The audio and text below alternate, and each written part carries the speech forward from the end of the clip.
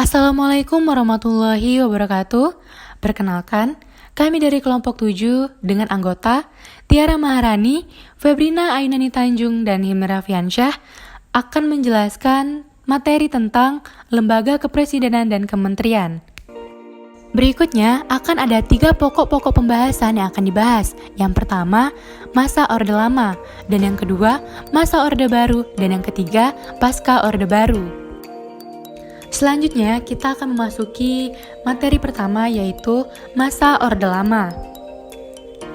Pada 18 Agustus 1945, Presiden dan Wakil Presiden dipilih oleh PPKI. Pada masa ini, seluruh kekuasaan MPR, DPR, dan DPA dijalankan oleh Presiden dengan bantuan Komite Nasional Pusat atau KNIP.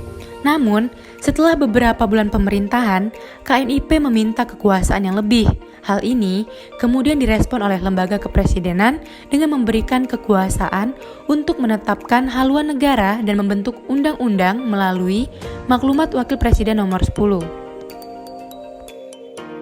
Pada periode 27 Desember 1949 sampai 15 Agustus 1950, Indonesia bergabung dalam Federasi Republik Indonesia Serikat dengan kedudukan sebagai negara bagian. Hal ini mengakibatkan berlakunya 2 konstitusi secara bersamaan, yaitu Konstitusi RIS dan UUD 1945. Menurut Konstitusi RIS, lembaga kepresidenan yang bersifat personal terdiri atas seorang presiden. Lembaga kepresidenan dalam periode ini hanya berumur sangat pendek. RI dan RIS mencapai kesepakatan pada 19 Mei 1950 untuk kembali ke bentuk negara kesatuan.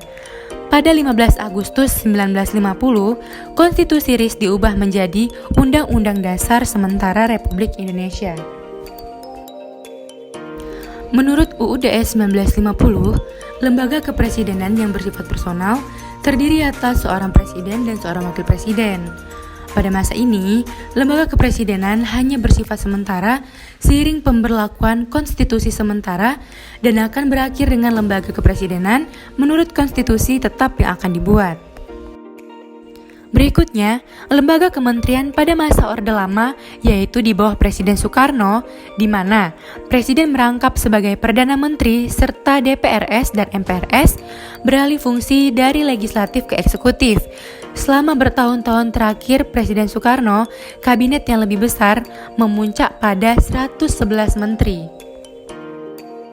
Baik, selanjutnya masa Orde Baru.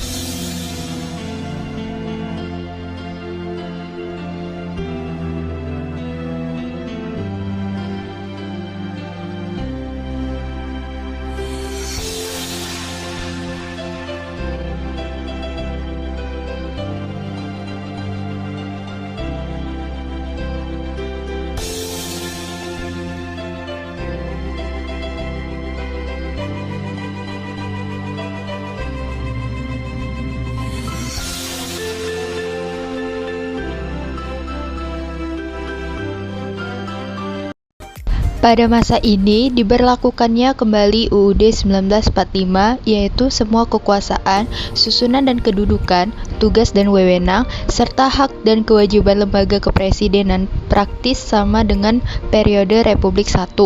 Menurut Dekret Presiden yang diberlakukan kembali konstitusi dari Republik I, lembaga kepresidenan tidak hanya diatur dalam pasal-pasal konstitusi, tetapi juga dalam penjelasan konstitusi. Dalam hal tersebut, lembaga kepresidenan menjadi lembaga tertinggi bila dibandingkan dengan lembaga tinggi lainnya.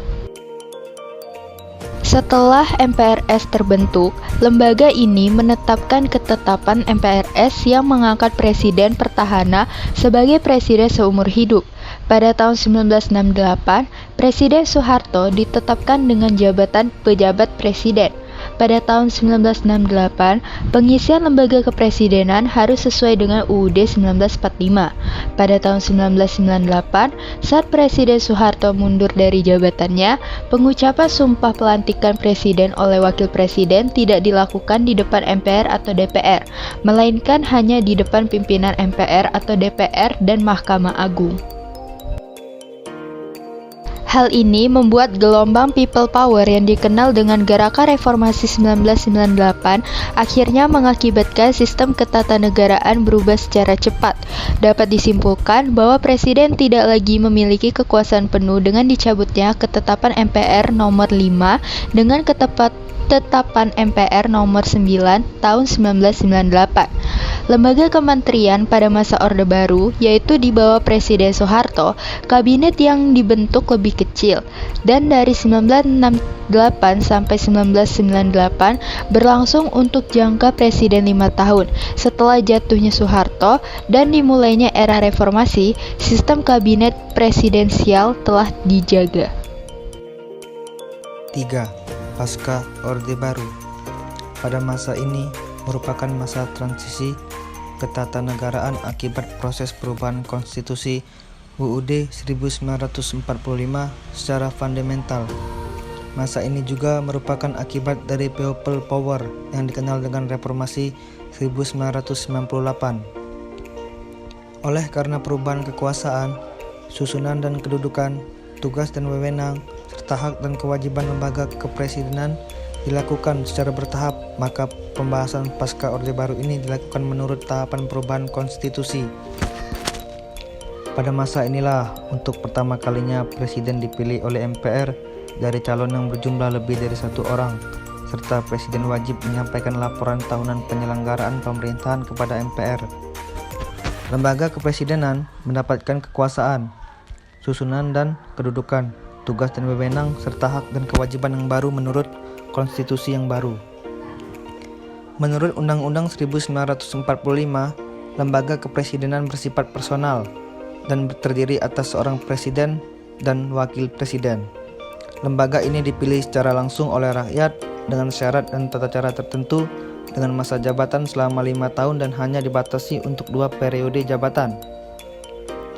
Mulai tahun 2004, kekuasaan, susunan dan kedudukan, tugas dan wewenang, serta hak dan kewajiban lembaga kepresidenan diatur melalui Undang-Undang 1945, Undang-Undang, PP, maupun Perpres. Namun, berbeda dengan lembaga negara lain yang diatur secara terkonsentrasi dalam sebuah peraturan perundang-undangan atau Undang-Undang, PP, dan Perpres. Peraturan mengenai lembaga kepresidenan tidak terdapat dalam satu UU, melainkan tersebar melalui berbagai UU, PP maupun Perpres. Dapat disimpulkan bahwa pada tahun 2004 pertama kalinya dalam sejarah diadakan pemilihan lembaga kepresidenan secara langsung oleh rakyat. Mungkin itu saja penjelasan dari kelompok 7 mengenai materi lembaga kepresidenan dan kementerian.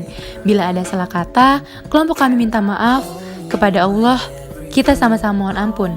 Wabillahi taufiq wal hidayah. Wassalamualaikum warahmatullahi wabarakatuh.